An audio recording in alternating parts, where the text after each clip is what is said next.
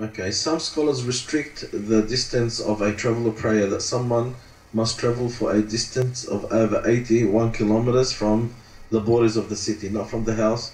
So you count 81 kilometers from the borders of the city all the way to the place that you're traveling. If you're traveling more than 81 kilometers, then you are considered to be a traveler. If not, then you're not considered to be a traveler. Allah Alam, I'm also on the opinion that once you leave the city, regardless how many kilometers, okay, if you just leave the borders of the cities, then you are considered to be a traveler.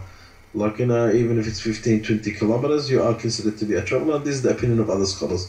But as long as you leave the city, as long as you are outside, for example, I'm living in Sydney, as long as I leave the city Sydney, I'm outside the borders of Sydney, then I'm considered to be a traveler if I'm traveling for, a reasonable distance, not just 500 meters.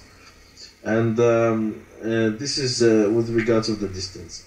The way that we perform the travelers' prayers is that we pray the 4 rak'ah prayer becomes 2. That's what we call qasr, the shortening of the prayer. The 4 rak'ah prayer becomes 2, which is Dhuhr, Asr and Isha becomes 2, 2, 2. Dhuhr becomes 2, Asr becomes 2 rak'ah, and Isha becomes 2 rak'ah. Maghrib stays the way it is, 3, and Fajr stays the way it is, 2.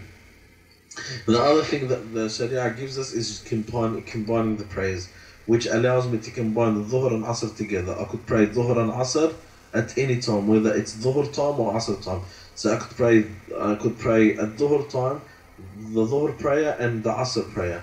Or I could delay the Dhuhr prayer to the Asr prayer, and I could pray Dhuhr and Asr together at Asr time. And same thing with Maghrib and Isha.